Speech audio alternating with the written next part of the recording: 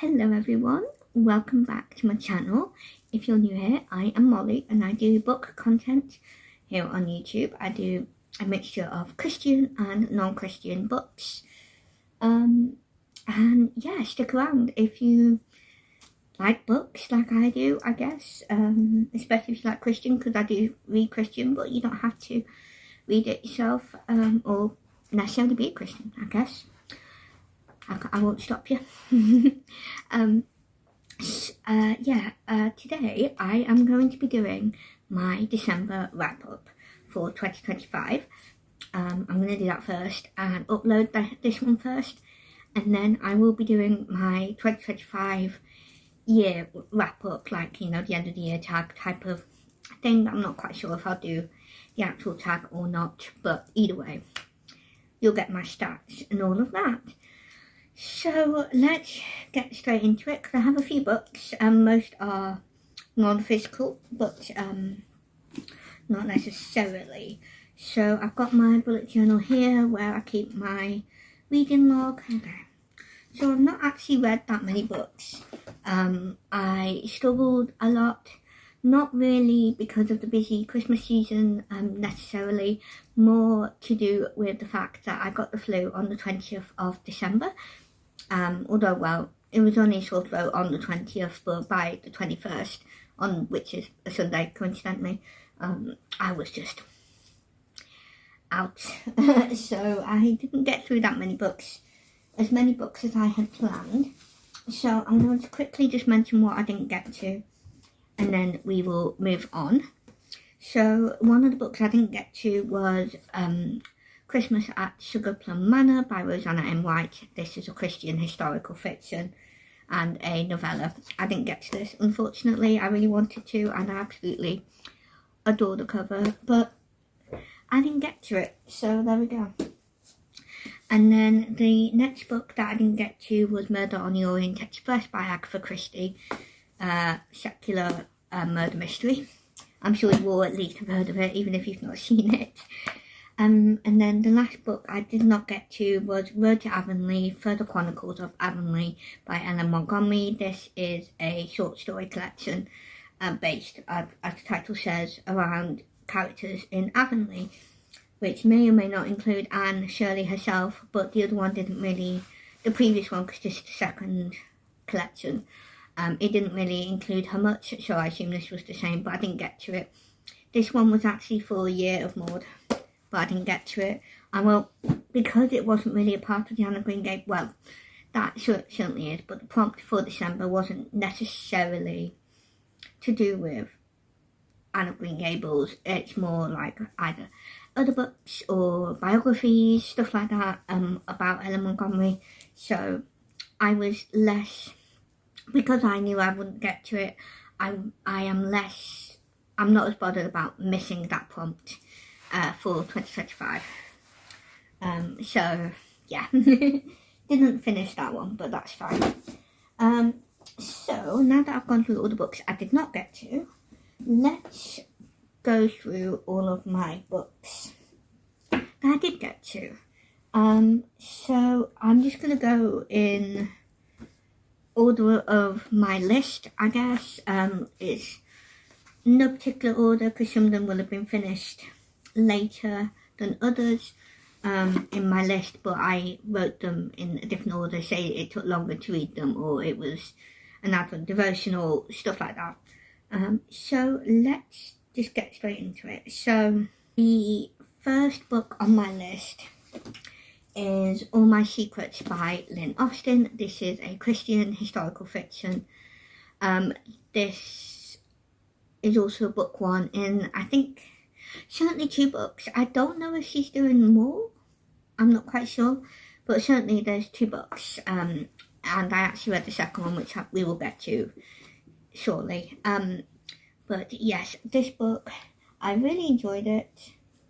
I gave it 5 stars. It had depth to it. There was quite a decent amount of Christian faith stuff. Not, if I remember rightly, not loads of actual prayers written out, but there was certainly, you know, living Christian life. There's certainly scripture quoted and stuff like that.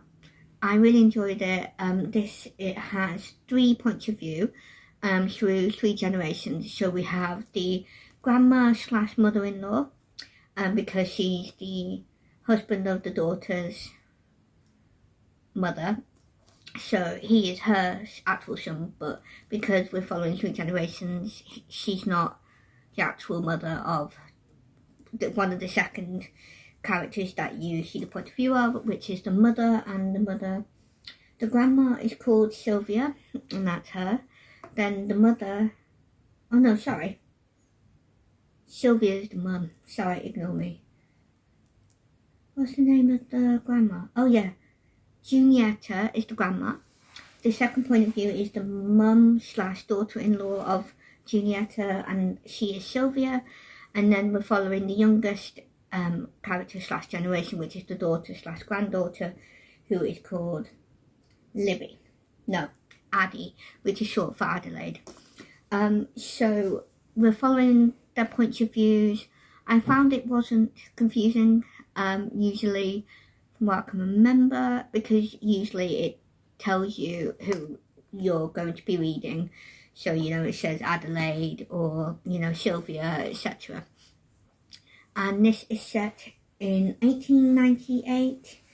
And basically what happens is the Adelaide's father passes away unexpectedly.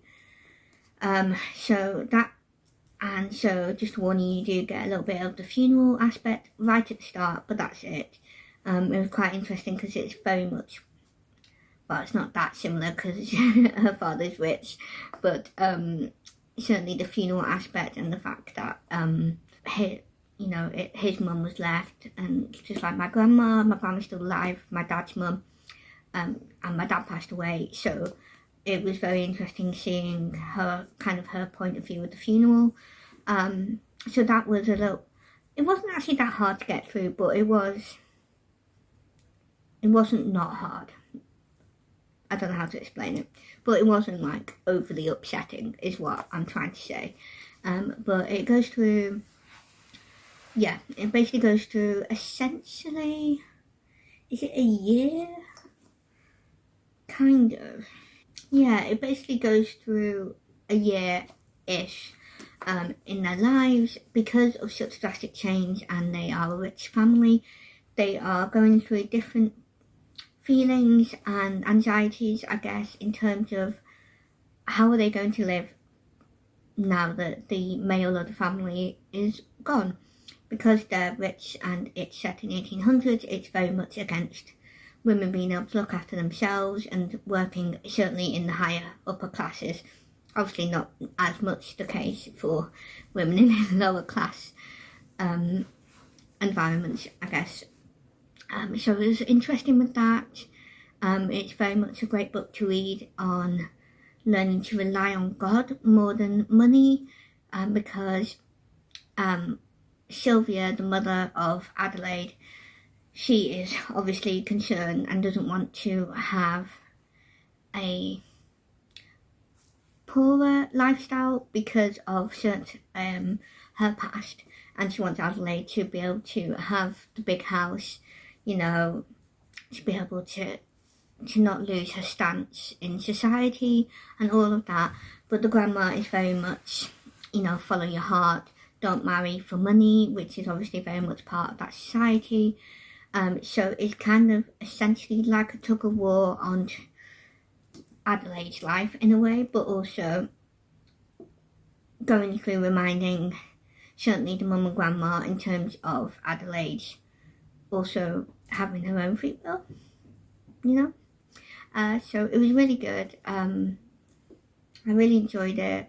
And obviously it's romance, so it's about finding the husband, all of that stuff. So that's that one. I enjoyed it, and it's my first Lynn Austen, so it was cool to find out what she's like as an author. So I'm definitely interested in trying other books by her at some point. So the next book that is on my list is Beowulf. As far as I know, there's no official author that we know of because it's so old. This is set, well, it was written in, what century was it? It's either like the 9th or 10th century, and I always forget. The 10th century. It's the 1900s, but the 10th century, not 19, the 900s, 10th century. That's why I'm getting it confused. So there's unfortunately no known author, but the version that I read is a modern prose translation. I think it was on Kindle Unlimited, so that's why I got it. And the author who did the modern prose bit to translate the Old English into a more understandable English language was Dan Ebersold. And I gave that book 4 stars. It was really good. It's a very short book. I think it's like just over 100 pages. And I read it on ebook because, like I said, Kindle Unlimited. So it will be a picture for you on one of these sides. I still cannot remember in terms of swapping it around from when I'm editing to when I'm filming. But there we go. So I enjoyed it. It was kind of exciting. Initially it follows other characters and a different Beowulf, so just bear that in mind when you start it. There's other characters and also a character called Beowulf, but it's not the one that you mainly know about for Beowulf. So after that other Beowulf or something, you then follow a new Beowulf who is basically a famous warrior, I guess. He is very strong. He hasn't failed yet, or at least not in a way where he, dies.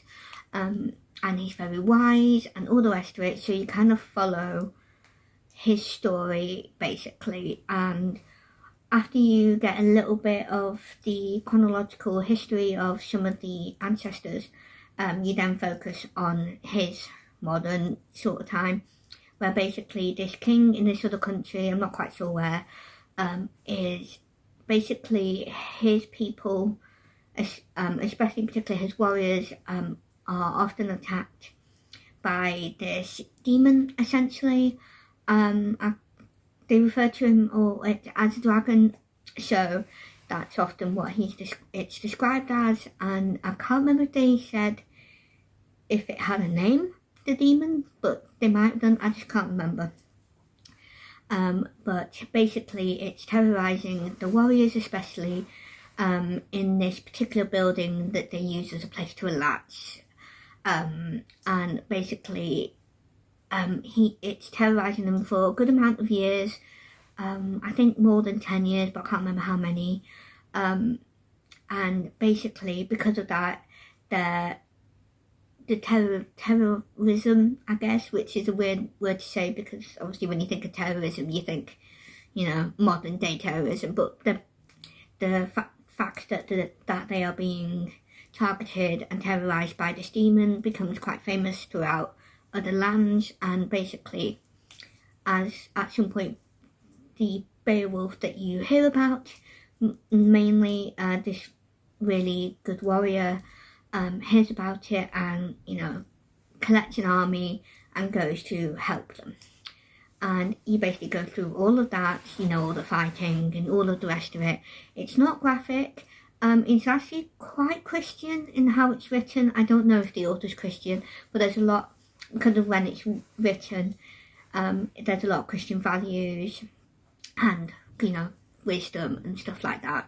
So it was interesting to read that.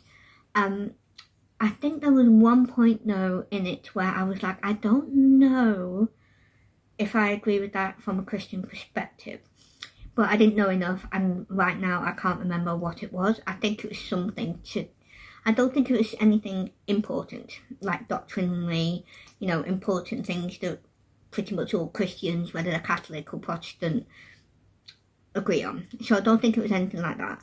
But yeah, but the rest of it I felt was fine. It wasn't violent. From what I remember, there was no swearing. There may have been uses of the Lord's name in vain. I can't remember. But I don't think there was much of that because it was quite a Christian character and world at the time, or at least in Beowulf it was. But it was really interesting. It was kind of exciting in a lot of ways. So yeah, I really enjoyed it. I gave it a 4-star. I can't remember if I said that. But yeah, that was I wrote down in my list. The next book I'm going to talk about is Willow of Ingleside by Ellen Montgomery. This is the final book in the Anne of Green Gables series. It is book, will it tell me? Here we go. This is book 8 in the 8 book series. So there's 8 books in total in Anne of Green Gables. And as I have said before, this initially follows Anne, but then as she grows up, it starts focusing more on Anne's children, as well as with the previous book, children who are friends with Anne's children. So yes, I gave this 5, I think. Yeah, I gave this a 5-star. This follows Anne's youngest child, Rilla, or Marilla, which is her full name, but she just goes by Rilla. And this basically starts on the eve of World War One, and then continues on throughout all of the years of the war. So, but it's in the perspective of Rilla and also still Anne's family, so you still get your point of view of, say, Anne or Susan the cook who lives with them and stuff like that. And it goes through all their experiences throughout those years as, you know, the family waiting for their sons to come home. I can feel myself getting emotional. I recommend this with caution, because you don't see anything, but because obviously war can be quite an emotional thing to read. I cried through basically so much of this book. It was almost all the time. So I would caution anyone reading this in terms of your mental health, and also your own experiences. So say, you know, you yourself or you have a family member or like a spouse who is in the army or even Navy, any of those, I would just caution you, because I think obviously you would relate to it, even though obviously we're not in World War One or Two. You know, war is war at the end of the day. A lot of the feelings that people who are left behind at home waiting and wondering, that bit will not change. How we communicate between each other probably does. You know, we have, technology where we can speak to people, more telephones and stuff like that. Although I don't know how that's not me saying I know how you contact the person you love who's in the army. It might still be very limited, I don't know. But basically, it's all about, letters, telegrams, the odd phone call, but I think that's more the local area. So, yeah, it is a very, I guess, upsetting. Obviously, some of it is mixed emotions, some of it is sadness, some of it is happy tears, but it's a wonderful book. I just caution you in terms of how you're feeling before you read this book. There is death in this book. There is,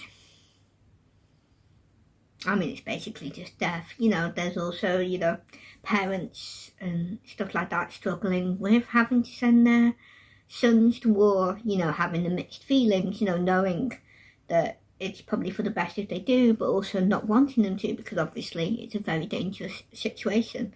So I cried so much with this book, more than I have with any of the other books in Anne of Green Gables, including the end of the first book, if you know, because I especially struggled with that this year, because I just lost my dad. Over a year ago now, but when I was reading Anne of Green Gables, the first book, it was January, so it was only, and I lost my dad in July, so it was only a few months in between my experience and reading the first Anne of Green Gables book.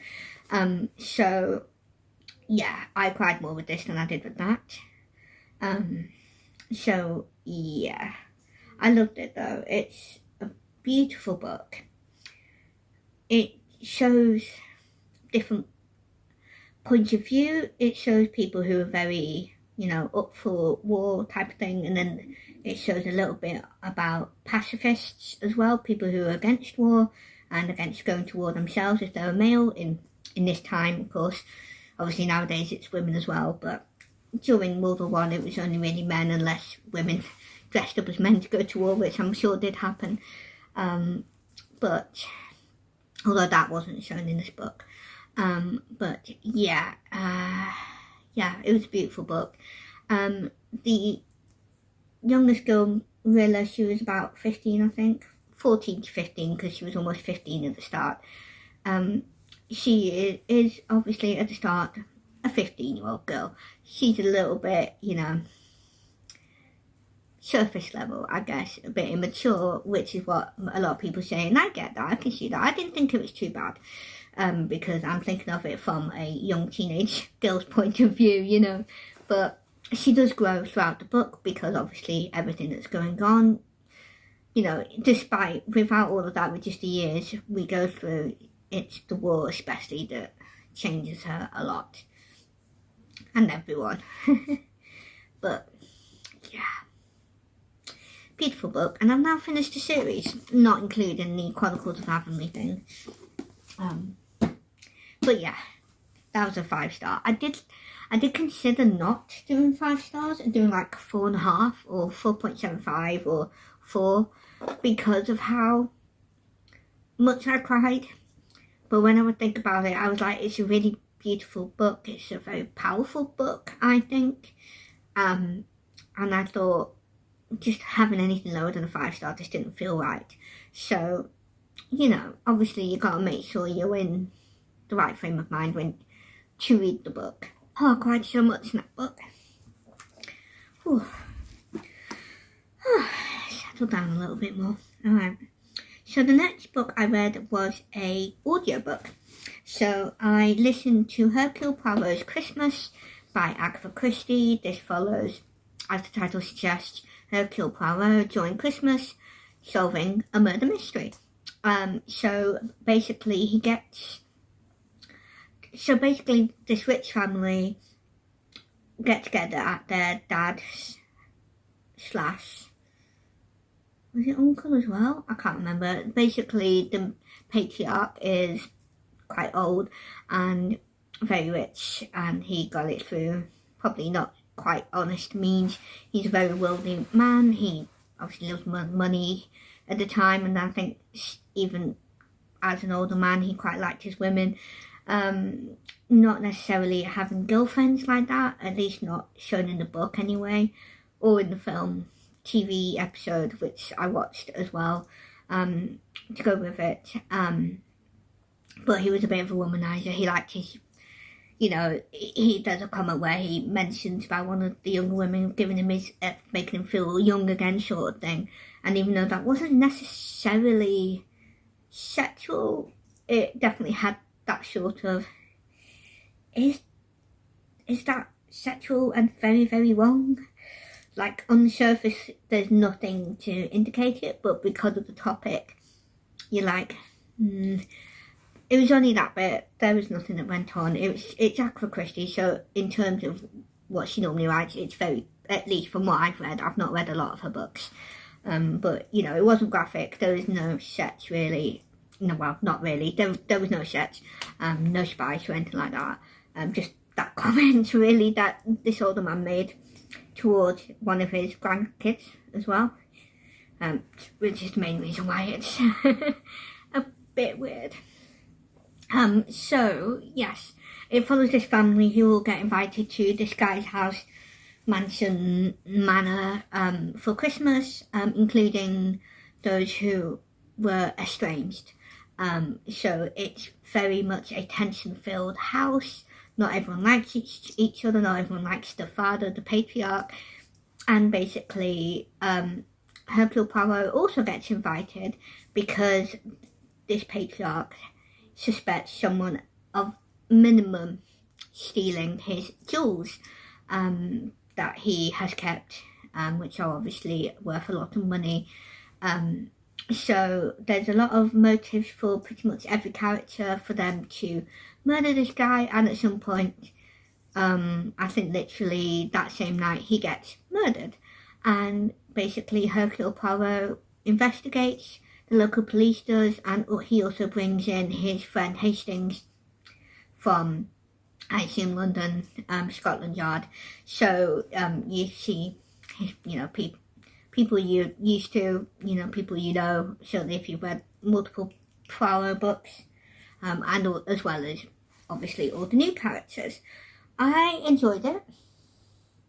I gave it 4.5 stars because I didn't get the murderer. I had no idea who the culprit was, even though it's not surprising, and I started to suspect who it was. Or did I? I think I suspected someone else, or suspected the clues, and I was like, oh, okay, it's going to be this, but I didn't know who the character would be. So it wasn't really hard, but it wasn't really easy for me either. I enjoyed it. Definitely not a 5-star feeling, but it was definitely a really good book, which is why I gave it 4.5 stars. I also watched the film because, it was like an episode in the Hercule Poirot series with David Suchet, because it was one of the prompts for one of the monthly readathons that I was doing. So I did that at the same time. Well, not at the same time, but after I read it, I watched it as well. So yeah, that was really good. I enjoyed it. Like I enjoy most Agatha Christie's so far. So the next book is also an ebook, so again another picture, and that is the book At Love's Command by Karen Wittemeyer. This is book 1 in the Hangers Horseman series. I don't know how big the series is. I don't know whether it's like a trilogy or more, but it's a series, and it's a Christian historical romance fiction, or just historical, Christian romance. It's set kind of in the time of, like cowboys and stuff like that, like Western, but they're not, the characters, Hangers Horsemen, they're not cowboys, they are more ex-army, ex-mercenary type of men group. So they used to be in the army, but they're all Christians, and basically something happens between them and some Native Americans, and basically that changed the main love interest for this book.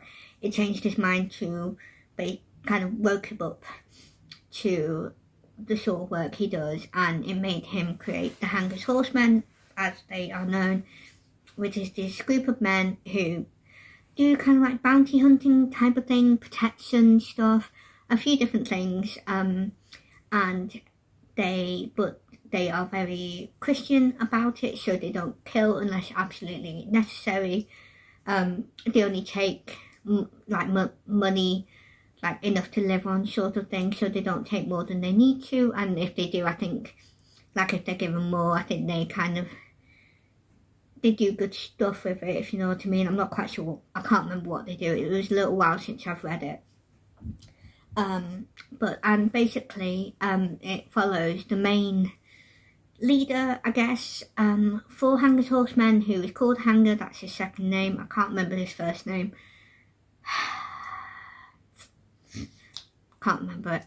He is the main male love interest, and then the female main character, whose name also escapes me right now, it follows her, and she is a doctor, which is, if you know anything about your historical times from like the 1800s, women doctors aren't really a thing, but she is, and basically one of the Hangers Horsemen gets injured, and they end up meeting this woman.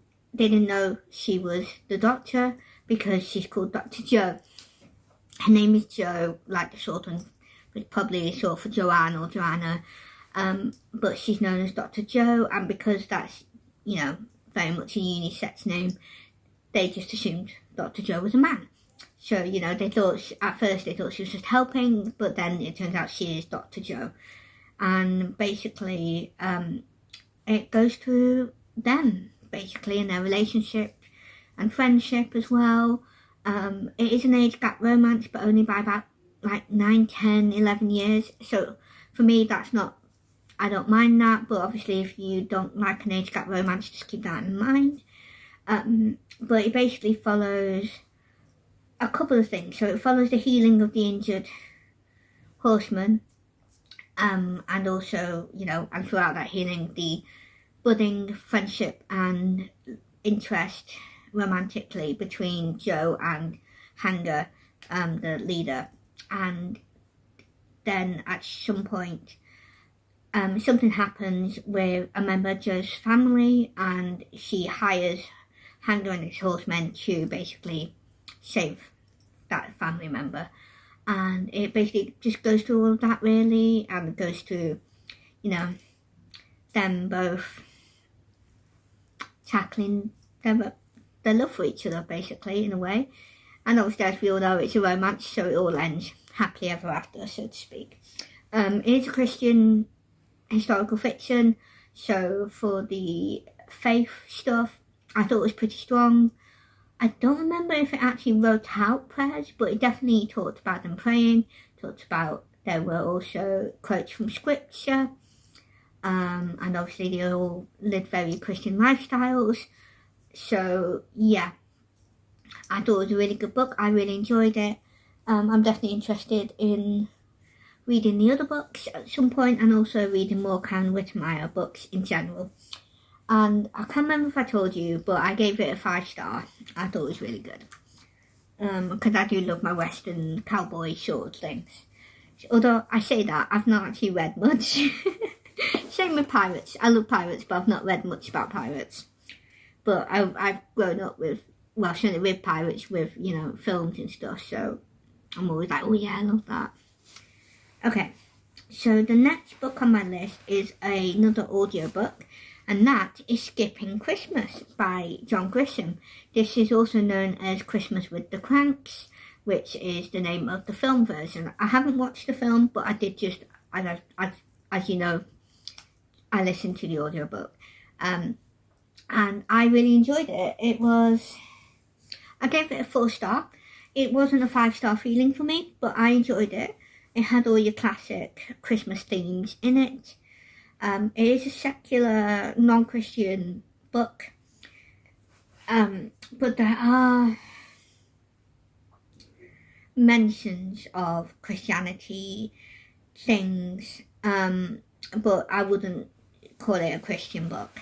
And basically it follows the Cranks, mainly the husband and wife. Their daughter goes away to another country to do sort of like, I don't know if it is missions, but she does that sort of thing, where she goes to another poor country and helps out there and stuff. But I can't remember what she's doing. But basically, she's in that country, for a year, and basically, she's going to be missing Christmas. And they are quite a rich family, evidently, from the numbers that are mentioned in terms of how much they spend on stuff. And obviously, it's all just materialistic stuff. It's all about the food, the decorations. Some of it is good stuff, like, the charities and stuff like that. But again, it's all a lot of money being spent. And basically the husband, I can't remember his name, basically looks at all the numbers and thinks about all the stress that him and the family are always under for Christmas, and all the pressures and expectations, especially with rich families like that, and in terms of like the housing associations and stuff like that. And basically he goes, you know what, I'm cancelling Christmas, our daughter's not here, let's go away to a hot country and spend Christmas there. And they arrange to go and do that, and to leave, I think on Christmas Eve, or Christmas Day, one of those, very close basically to Christmas. And so basically it chronicles the time leading up to them leaving, and it goes through all the different people gossiping about it, and wondering why, and trying to convince them to pay money for this and that, or to go to do these things. and basically it chronicles that. So it has a very good meaning behind it. Like I said, typical Christmas sort of themes, and it was really good. I don't remember there being any swearing. There was no spice, no sex or anything like that. Nothing graphic. There is a moment where a character gets injured, but it wasn't like a graphic, oh, I'm bleeding out sort of injury. It's very, low stakes in that respect. So yeah, it's about that. Yeah, I enjoyed it. I might at some point one Christmas watch the film if I can find it somewhere. But I'm not overly fussed. I've read it, but I enjoyed it. I can definitely see why people love it. It has a lot of good meanings behind it, but you expect that from all your Christmas films, don't you? I mean, there's nothing unusual about that. Okay, and the next book I'm going to talk about is my Advent devotional that I did for December. I actually did two, but I didn't finish the other one because you'll have seen me talk about it when I was going through my Christmas haul, so to speak, what I got for Christmas, because I showed you my Advent devotionals. So obviously the big one from Daily Grace Code, that's the one I didn't finish. But I did finish one, and that was Love Came Down at Christmas, Daily Readings for Advent by Sinclair B. Ferguson. I got this off Amazon, reasonably cheap. I can't remember how much it was, but it wasn't expensive. And it's a very short book because it just goes through every day a little bit of an Advent study. It has like a quote from the Bible, and then he basically goes through a bit of stuff according to that piece of scripture, and then there's a question or two for you to reflect on, and then a prayer from varying different famous people, apparently, some of which I've heard and others I haven't. But this mainly follows 1 Corinthians chapter, what chapter is it?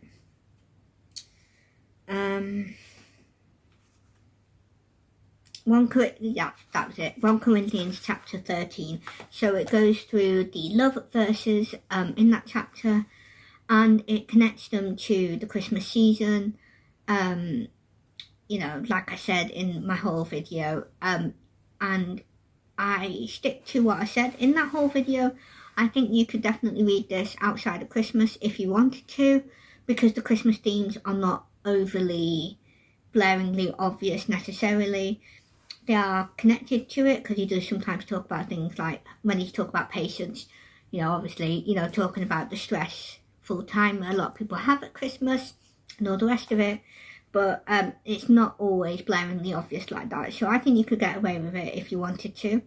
And sometimes he, basically at the end of his main talking about that piece of scripture that he's doing for that day, he might say, something and then say, when love came down at Christmas. But I mean, I don't think you necessarily have to read it at Christmas for that. I don't think we all know Jesus, well, traditionally we celebrate him coming at Christmas. Whether he did or not is definitely unknown information, but yeah. But I really enjoyed it. I think I gave it, what did I give it? I gave it a 4-star. It was good. Had good messaging. There was nothing in it that I disagreed with, I don't think. There was nothing blaringly life-changing necessarily, but it was certainly good. It was interesting. I think there were the odd new thing that I didn't know or something, but nothing massively, whoa, that changes everything sort of thing, at least for me. Might not be like that for you. You might find it really beneficial or maybe even life-changing, but it just wasn't like that for me. But I enjoyed it. It was good. It was pretty quick to do because you didn't necessarily have to look at in your Bible, but obviously if you wanted to go further into it, you definitely could. But yeah, it was good. I think in terms of study, I think the Daily Grace Co is better. But for just something quick to read each day, I think this one's really good. So it just depends on what you're looking for. Okay, and then the last book that I read and finished is Waiting for Christmas by Lynn Austin. This is the sequel to All My Secrets.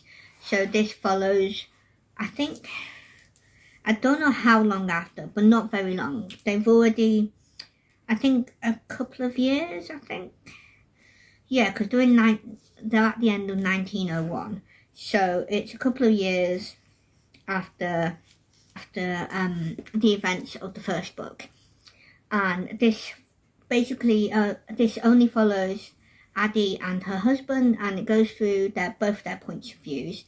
It's less obvious with point of views in this book, like it doesn't start with Howard and then Adelaide or Addie, but it's very quick when you find out who it is, and sometimes it says, you know, Howard or he or whatever, right, or Addie or Adelaide right at the start of that new chapter. So it's not difficult to find out, because you find out very quickly which character it is.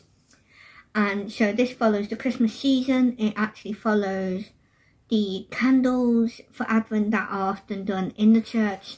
I always forget which order they're in, so I apologise, but I think there are 4 or 5 parts, and each one follows each candle. So the part 1 is the candle of hope, and then you've got the candle of love, peace, joy, and yeah, and each of those parts follows that particular, well, not necessarily feeling, but that particular candle. There's also, at the beginning of each part, it also has a little quote, well, not a little, but one quote for each, well, not for each, but one quote for a Christmas hymn, and then there's also a little quote from scripture with obviously what the scripture is. And I thought it was pretty good for the Christian faith, because it's Christian fiction like the first one. I would say the first one had more Christian faith, but also this is very short, and it did have a good amount, I thought. And so basically this follows Adelaide and Howard. They just got married a couple of months ago. I think they got married in October in the time of this book, and it goes through their first Christmas together. And basically there ends up being an orphan boy who escapes from the orphanage, and basically he hides in the bushes near their house, and Adelaide finds him and, you know, invites him in because obviously he's cold and all the rest of it. And basically things ensue from there. They look after him. It turns out he might not necessarily be an orphan, but his dad went away onto to the sea basically for work. And obviously at the start they're like, the boy said, oh, he's coming home on Christmas. And so obviously Adelaide and Howard are uncertain about that, because at first they're like, well, could he have just used that as an excuse and actually he's not coming back, or maybe he died out there, or maybe he is coming back. So you basically go through that. You find out that the young orphan boy called Jack has a sister, so they're looking for her, and it just goes through all of that. And it's a beautiful book to read. It's very much about, you know, learning to rely on God during difficult times and seasons.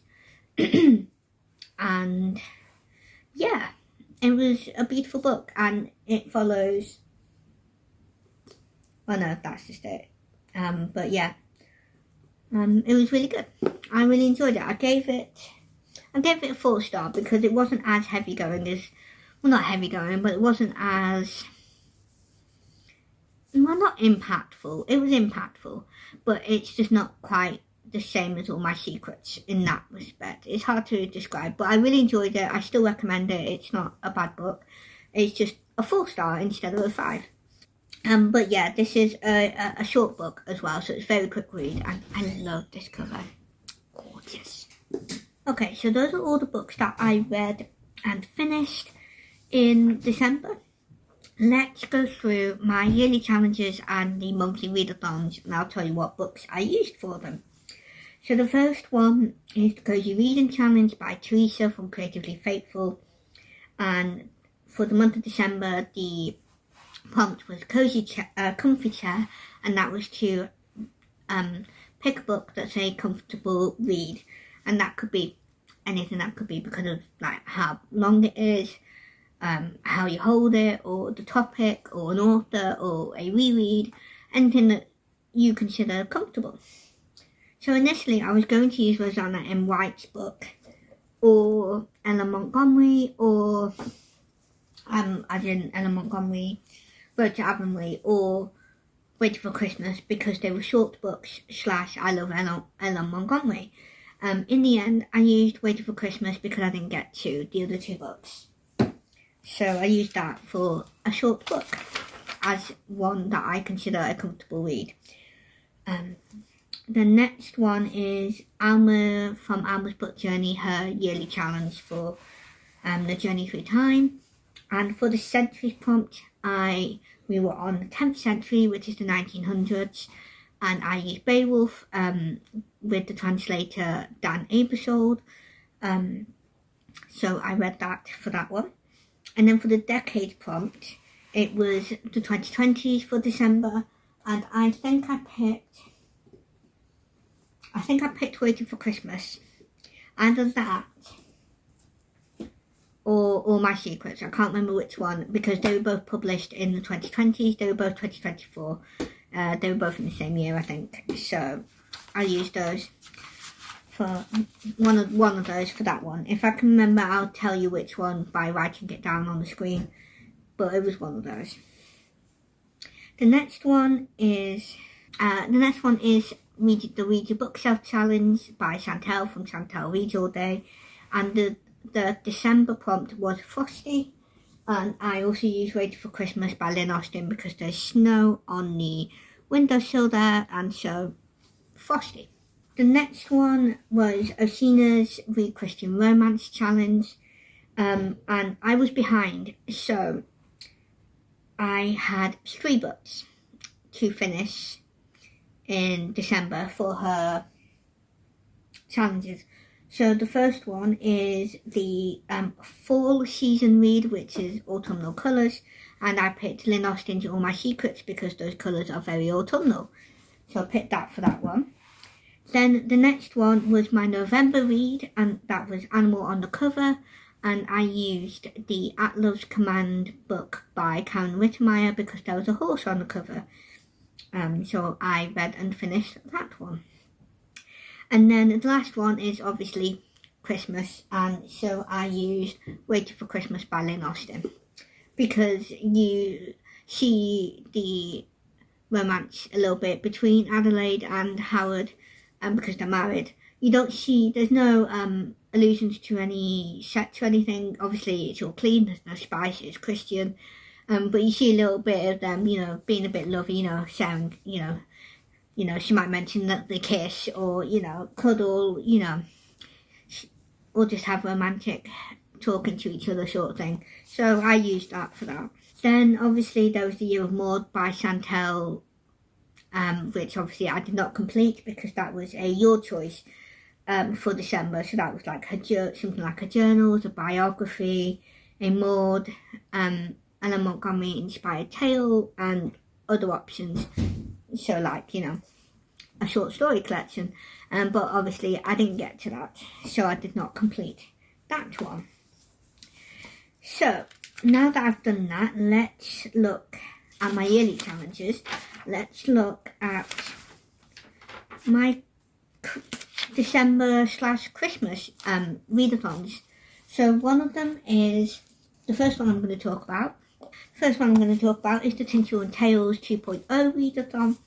This is a readathon that I actually was invited to co-host on. So this readathon was created by Lucy from the Lucy Chronicles. And last year in 2024, she had a different set of co-hosts to this year in 2025. And one of the co-hosts was me, the other one, and then we also had Kelly from Bookish Kelly. We had M from M's Books Are Everywhere, Lauren from Intuitive Reading, then we had Jay or Jamie from The Kansan Reader, and then we had Kay from Kay's Library. But there was also a honorary co-host who was going to be an actual co-host, and that was Whitney from Whitney Reads, I think, or Whitney Marie Reads. But as I mentioned in my TBR video and announcement, well, not really announcement, but when I first talked about Tinsel and Tales, unfortunately she had decided to kind of stop doing YouTube, indefinitely at least, and so we have decided to put her as a honorary co-host instead of a main one. So we also have Whitney as well, but she just hasn't been involved. So yes, nothing had changed with the prompts. They were all the same. The option to double up or more was also still an option. The only thing that changed was the read the nativity story prompt. That is the one prompt that is the most important. So that is the main prompt for people to do. If you can't do any of the others, if you can only do one prompt, do that one, because that's the main reason for the Christmas celebrations and all of that. So that's the only change, but it's not really a change, it's more that prioritise that one if you can't prioritise all of them. So let's go through all of the prompts and I'll tell you what books I used. I did do some doubling up, so we will see. Oh, I did not actually complete this readathon because I got ill. So even though I technically, although when I mentioned it on Instagram that I didn't complete it because I finished this on like the 2nd of January or 3rd or something. So quite, well, not loads into January, but for a readathon I thought it was loads into January. But Lucy said that I could still use it for those prompts. So even though I've not actually done it on Instagram, I guess I'm going to include it. So the first prompt was book with Christmas in the title. And so obviously I had a few options for that one. I had Hercule Poirot's Christmas. I had Skipping Christmas and Waiting for Christmas. I'm not including my Advent devotional in this readathon or any of the others. So I think I used Waiting for Christmas because I think I only used Hercule Poirot for two of the prompts. So I used this for that, for Christmas in the title. Then number 2, the prompt was a book that's been on your TBR since last Christmas. And I think I used Waiting for Christmas. I did use Waiting for Christmas for that because I wanted to read this last year but then found out it's a sequel. And that it's best to read All My Secrets first and then read this. And I do think that's probably a good idea, but I do also think that if you're really impatient and you really want to read this but you're really not interested in All My Secrets, I think you could kind of get away with reading it because they do explain a couple of things in terms of like the characters and what they're doing, but you don't know how they get there, like how Adelaide gets, to be married to Howard. You don't know why her mum Sylvia is the head of a foundation, the Stanhope Foundation, which is their last name, or at least until Adelaide was married, her last name. So so there are a couple of minor things where you would get the explanation for in All My Secrets, and it's better if you do read it, I would say, because you do get more explanation. But if you're really that bothered, I think you can get away with reading this without reading the first one. This was on my TBR since last Christmas. And then prompt 3 was a book with a holiday romance. Again, I used Waiting for Christmas by Lynn Austen. Then prompt 4 was to read the nativity story, and that was outside of like at church. So you have to do on your own time sort of thing. And so I did that. I listened to a YouTube video of the Christmas nativity story from Luke that Kelly actually, from Booker's Kelly, actually uploaded during the Christmas season. So I watched that and I counted that for it. Number 5 was Free Space, and I think I used All My Secrets by Lynn Austin for this, because Free Space, and it's not a Christmas book. Then prompt 6 was Book with a Festive Cover, and again I had a few options for that, but in the end I used Waiting for Christmas because I didn't get through that many books. And then prompt 7 was to read a Christmas book with a movie adaptation and to watch said movie. And this is the one that I used Agatha Christie's Hercule Poirot's Christmas for. I listened to the audiobook and then I watched the Christmas episode on, I think it was Apple TV, I think. So I had to pay for the episode, but it wasn't that much. So yeah, I did that one. And then prompt 8 was a book with snow in the title or on the cover. And again, Waiting for Christmas. And then prompt 9, which is the final prompt, was to read a Christmas mystery book. And of course, I listened to Hercule Poirot's Christmas and I used that for that prompt. So yeah, when I said I doubled up, I doubled up. But yes, that was the readathon that I co-hosted. So thank you, Lucy, for inviting me to be one of your co-hosts. I have absolutely loved being part of the group chat, getting to know all of you. You're all just lovely. So I've really loved being part of the group chat. So that's been really nice. Thank you for inviting me. So the last readathon that I did was also a kind of Christmas one, but it was kind of open-ended, so you didn't necessarily have to read a Christmas book. But this is A Very Merry Restless Readathon that was hosted by Youngs and the Restless, which is Ben and Lauren Young.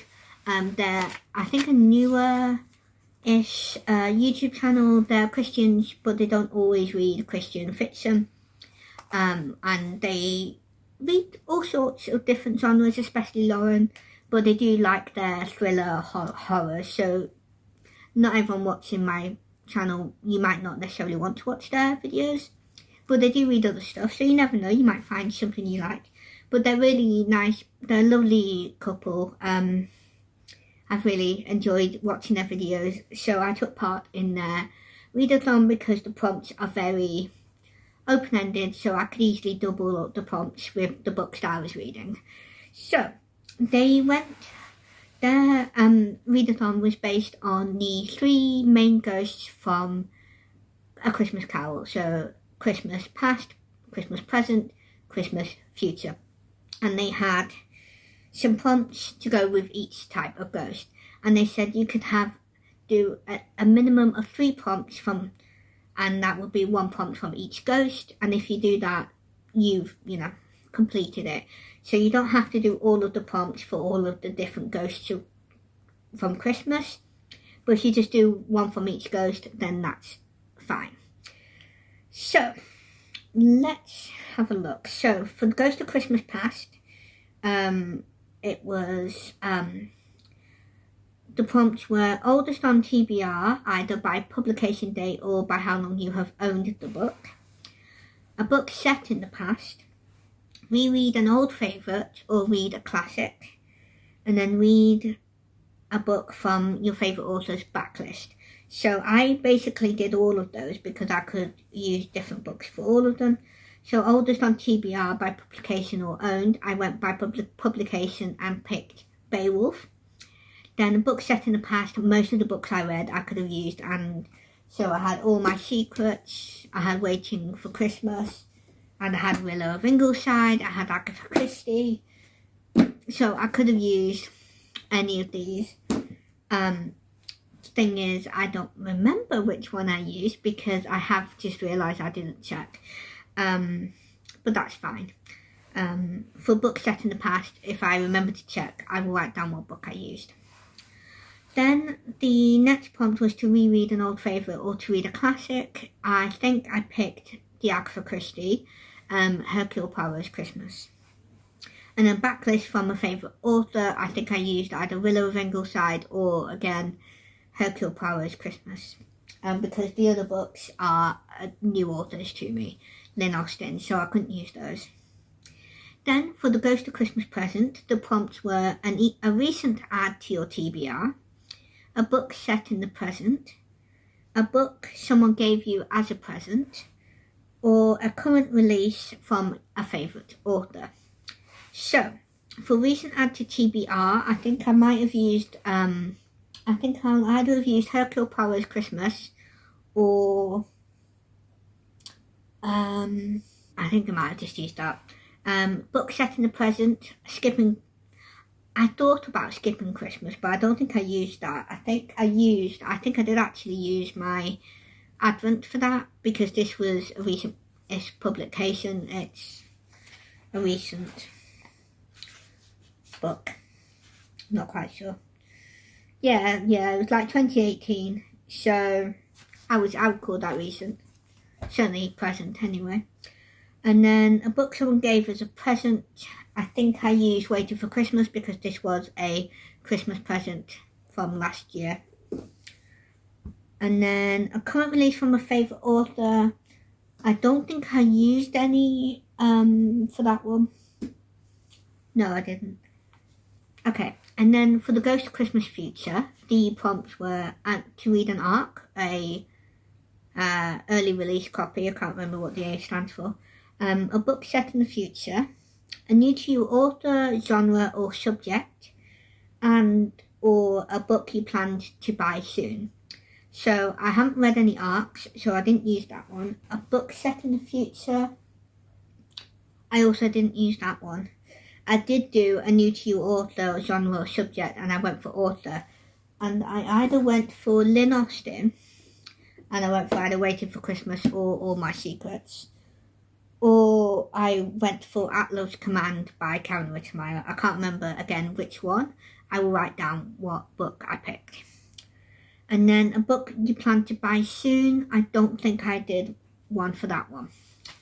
So that's all of my readathons and the yearly challenges. And it's all of the books that I read in December.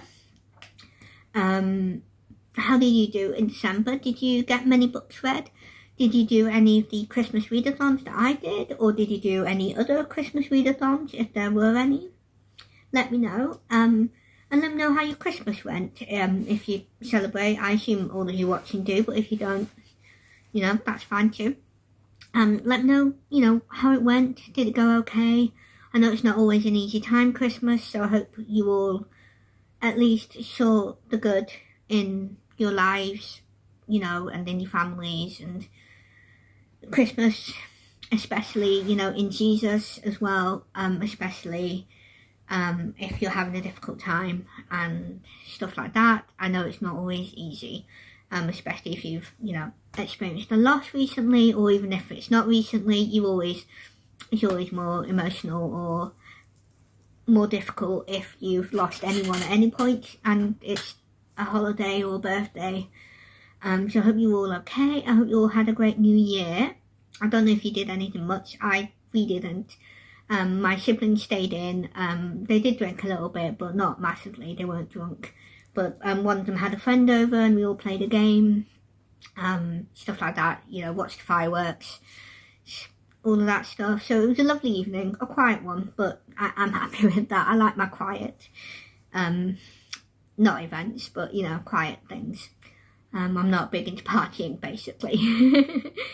So yeah, it was a lovely night. And then I spent the evening with my grandma and my uncle basically for dinner for New Year's. So yeah, it was a nice quiet Christmas and New Year, because obviously I was ill for Christmas. So that was fun. It meant I couldn't visit my grandma, unfortunately, but I was able to, the weekend after Christmas on the Saturday, I was able to go visit, so that's good. So yeah, and I'm a lot better. If for any of you who have been keeping up with me talking about being ill, this will probably be the last time now, because obviously it was to do with Christmas, kind of. So yeah, yeah, I'm a lot better now. I still have the odd little cough, but I'm not coughing as often and stuff like that. So that's really good. I'm really glad about that. So yeah, let me know how your reading went, how your Christmas and New Year went. I hope you all have a great 2026 overall, at least. It's always up and down in life, isn't it? But you know, at least we've got Jesus, you know. So if you do struggle, or you are struggling, don't forget to lean on God, you know, to speak to him and pray, be in his word, listen/sing along to worship music and hymns, you know, however you want to do it. There's no right or wrong way to worship God. I don't think, at least as far as I've noticed, there's no right or wrong way. But I am open to be proven wrong if necessary. But yeah, yeah, I hope you are all well. I hope none of you got ill. And that if you did, I hope you'll get better or got better soon, depending on whether you're over it now. And yeah, I will see you all very soon. I'll have an extra upload like I did with the other 2 videos, because I want to do my end of year stats and stuff like that as close to the start of January as possible. So that will be coming up after this video.